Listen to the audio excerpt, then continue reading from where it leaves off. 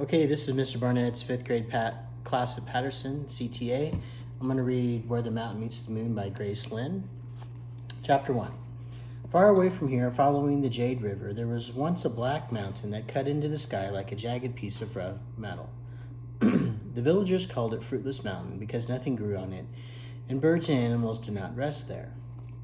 Crowded in the corner of where Fruitless Mountain and the Jade River met was a village that was a shade of faded brown. This was because the land around the village was hard and poor.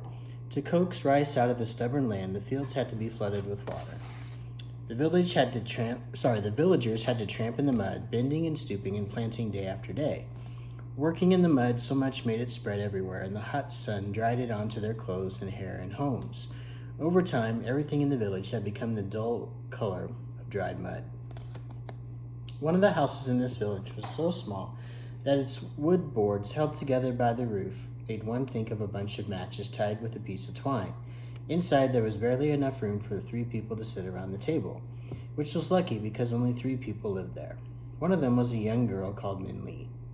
Min Lee was not brown and dull like the rest of the village.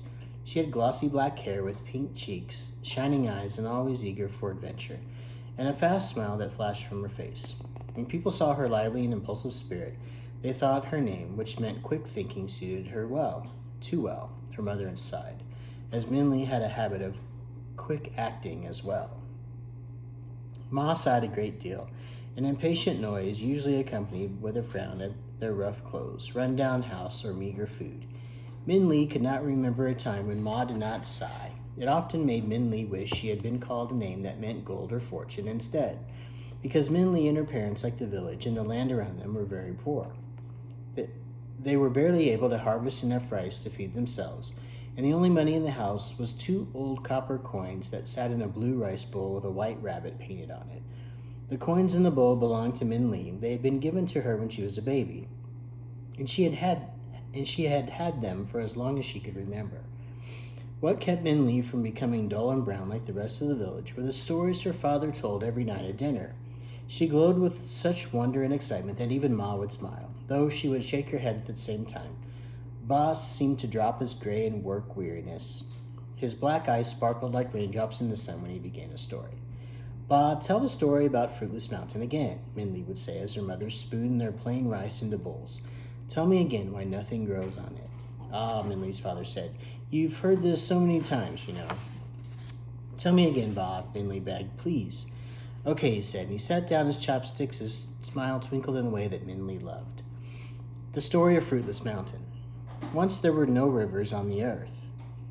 The Jade Dragon was in charge of clouds.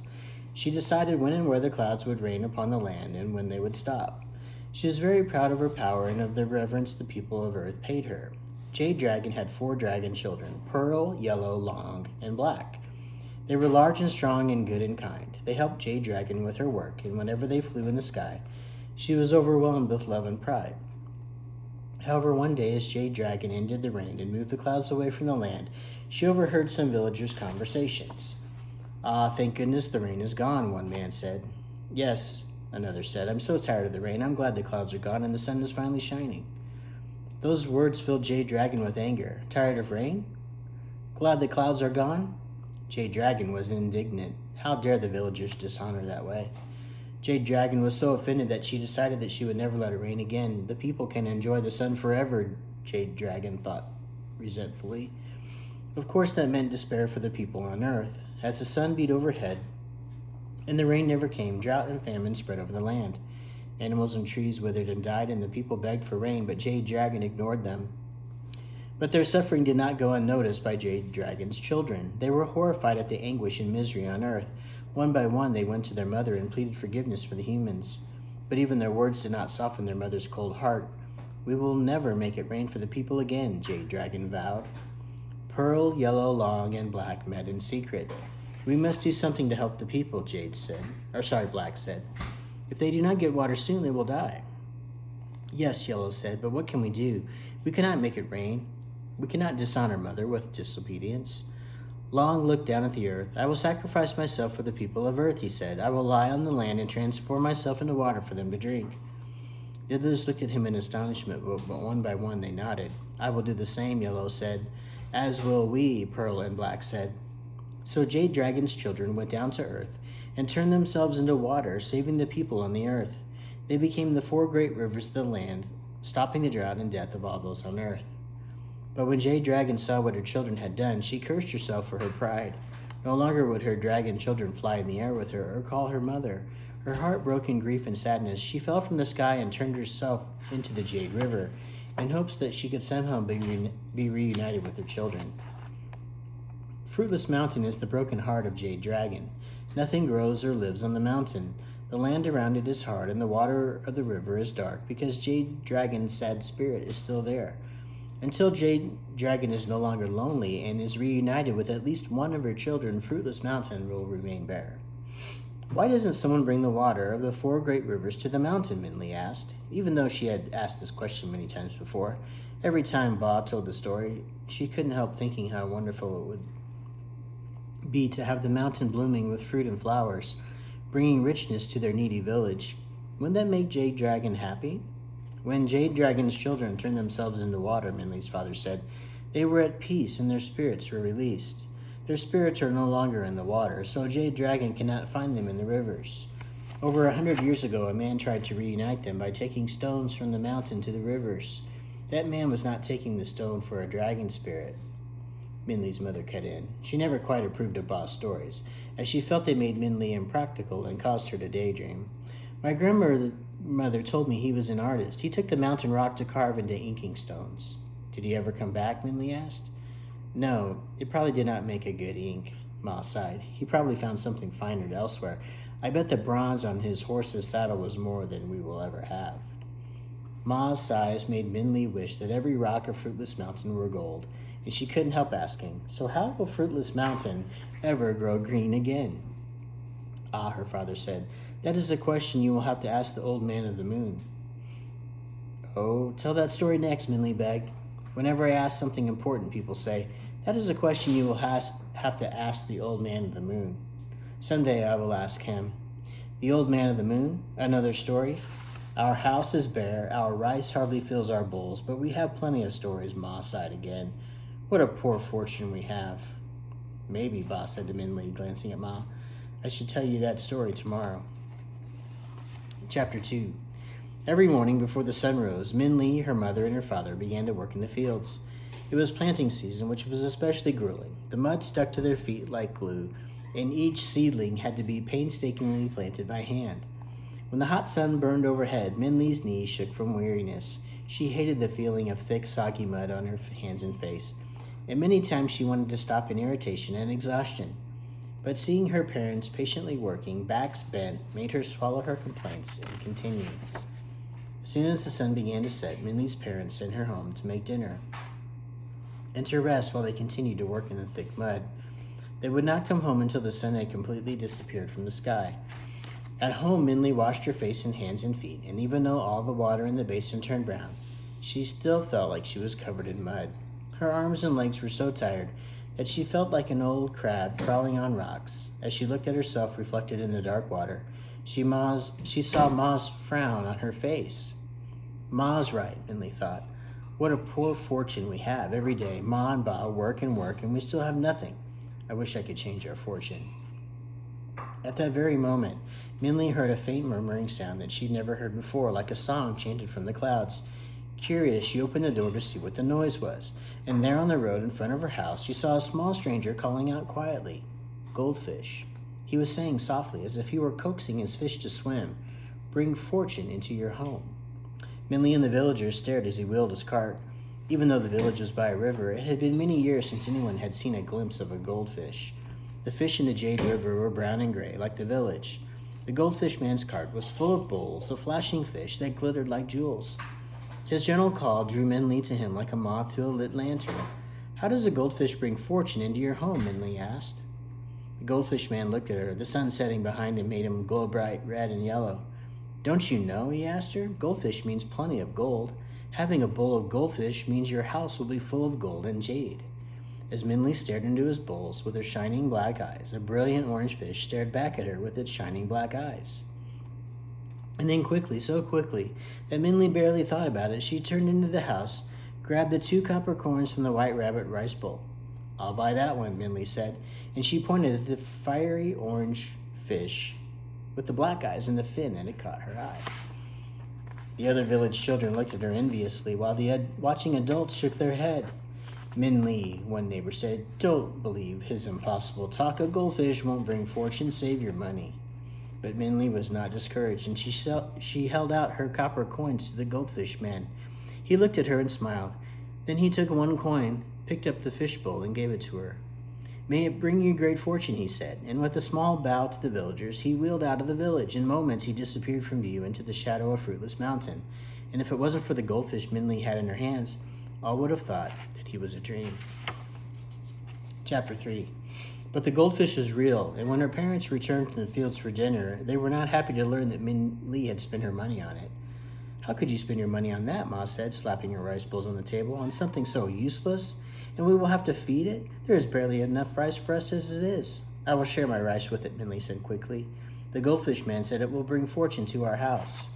Fortune, Ma said? You spent half the money in our house? Now, wife, Ba said, sitting quietly. It was Minley's money. It was hers to do with as she wished. Money must be used sometime. What use is money in a bowl? It is more useful than a goldfish in a bowl, her mother said shortly. Who knows, Ba said. Maybe it will bring fortune to our house. Another impossible dream, Ma said, looking at the plain rice in her bowl with bitterness. It will take more than a goldfish to bring fortune to our house. Like what? Minley asked. What do we need to bring fortune here? Ah, Ba said, that is a question you will have to ask the old man of the moon. The old man of the moon again? Minley said, and she looked at her father. Ba, you said you would tell me the old man of the moon story again today. More stories, Ma said, and her chopsticks struck the inside of her empty rice bowl resentfully. Haven't we had enough of those? Now, wife, Ba said again, stories cost us nothing, and gain us nothing as well, Ma said. There was a stony silence as Ba looked sadly into his rice bowl. Minley tugged his sleeve. Please, Ba, she said. Ma shook her head and sighed, but said nothing, so Ba began. The story of the old man of the moon. Once there was a magistrate who was quite powerful and proud. He was so proud that he demanded constant respect from his people. Whenever he made a trip out of the city, no matter what time of day or night, people were to leave their homes, get on their knees, and make deep bows as he passed, or else face the brutal punishment of his soldiers. The magistrate was fierce in his anger, as well as his pride. It is said he even expected the monkeys to come down from the trees to bow to him. The magistrate was harsh with his subordinates, ruthless to his enemies, and pitiless to his people. All feared his wrath, and when he roared his orders, the people trembled. Behind his back, they called him Magistrate Tiger. Magistrate Tiger's most coveted wish was to be of royal blood. His every decision was crafted for that purpose. Every manipulation was part of a strategy to achieve acceptance into the imperial family. As soon as his son was born, he began to make trips and inquiries to gain influence in hopes that he could marry his son to a member of the imperial family.